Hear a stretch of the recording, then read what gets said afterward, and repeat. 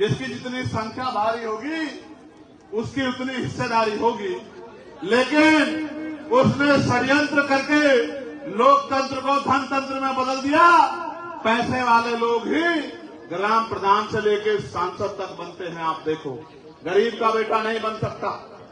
इसलिए आपको मुझे समझना होगा कि लोकतंत्र में भी जनता के साथ ठगी क्यों हो रही है, जनता की बात क्यों नहीं माने जा रही है। हर कोई जनता को अगर सपने दिखा के निकल जाता है और कोई इससे सवाल भी नहीं कर सकता। इसलिए मानवर काशीराम साहब को हम लोग आज याद करते हुए, जैसा उन्होंने कहा था कि मुर्दा लोग मिशन नहीं चलाते, तो इस आंदोलन में हमने पाया क्या, खोया क्या, इस पे बाद में बात करेंगे। लेकिन आप बताओ, आपको याद है इसी जून के महीने में मैं जेल गया था 2017 में, और कितने दिन जेल रहा था याद है नहीं याद है? कितने दिन? 16 महीने। कितने दिन? 16 महीने 10/6 की एक कोठरी मैंने जेल काटने का काम किया। पैर फैलाता था तो दीवार में अड़ जाते थे। वहीं खाना, वहीं सोना, वहीं पढ़ना, वहीं बाथरूम, टॉयलेट, उसी 10/6 में। मैं हर रोज ये सोचता था कि जिस दिन इस काल कोठरी से बाहर निकलूंगा तो भविष्य में किसी मेरे भाई के साथ ऐसा अन्याय ना हो, इस लड़ाई को लड़ने का काम करूं। मैंने जेल में निर्दोष लोगों को देखा कि सत्ता के इशारे पे किस तरह गरीबों को जेल में ठूस देगा, उनकी कोई सुनने वाला नहीं। मैंने लोगों को मरते देखा जेल में। मैंने सिस्टम को करीब से देखा। फिर जब मैं जेल से बाहर आया, आंदोलन में चला आया, फिर दिल्ली में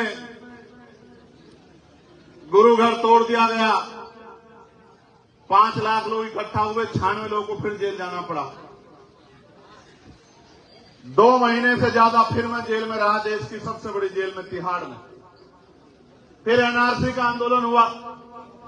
जिस पार्टी को वोट दे के आपने ताकत दे के सिर पे बिठाया, वो सब चादर ओढ़ के अपने अपने घरों में बैठ गए। अकेला चंद्रशेखर आजाद जमा मस्जिद की सीढ़ियों पर चला गया अपने साथियों के साथ और कहा कि इस देश में एनआरसी लागू नहीं होने देंगे, इस देश को एनआरसी से बचाने का काम करेंगे।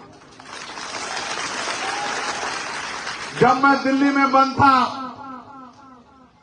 जब मुझे गिरफ्तार किया गया, जितनी मेरी शरीर में हड्डियां नहीं, उससे ज्यादा लाठियां मुझे पीटा गया। कोई हड्डी मेरी ऐसी होगी जिस पर लाठी, मेरे पैरों के नखून खींच लिए गए, मेरे दांत तोड़ दिए गए, मेरी रीढ़ की हड्डी में 4 जगह गैप कर दिया गया। इन सब चीजों से निपटा मैं। और आपको भी बता रहा हूं कि जो ईमानदारी से लड़ता है, कुदरत उसके साथ होती है, उसका कोई बाल भी बांका नहीं कर सकता। मेरी बात उससे भी बात नहीं बनी। डरा नहीं, दबा नहीं, झुका नहीं, रुका नहीं, तो 4-4 गोलियां चल गई।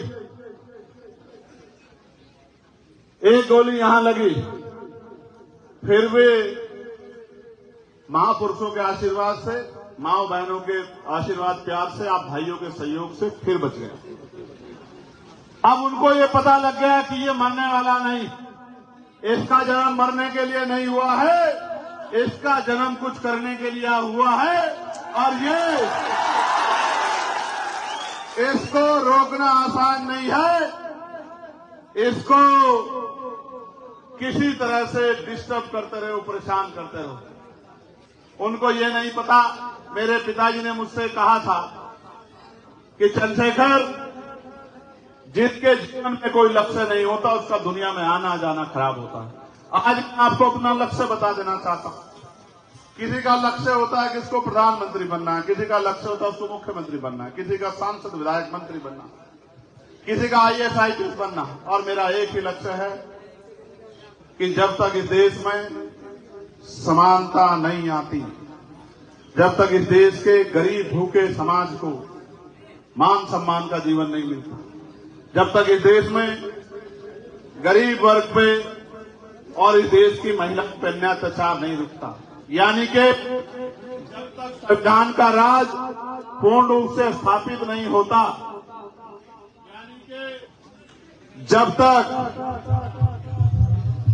इस देश में बाबा साहब अम्बेडकर के सपनों का भारत नहीं बनता, समता मूलक समाज नहीं बनता, जब तक इस देश में सामाजिक, राजनीतिक, आर्थिक रूप से समानता नहीं आती, जब तक इस देश के गरीबों को स्वाभिमान, सम्मान का और इज्जत का जीवन नहीं मिलता, तब तक चंद्रशेखर आजाद मरेगा नहीं, मेरी बात को आप याद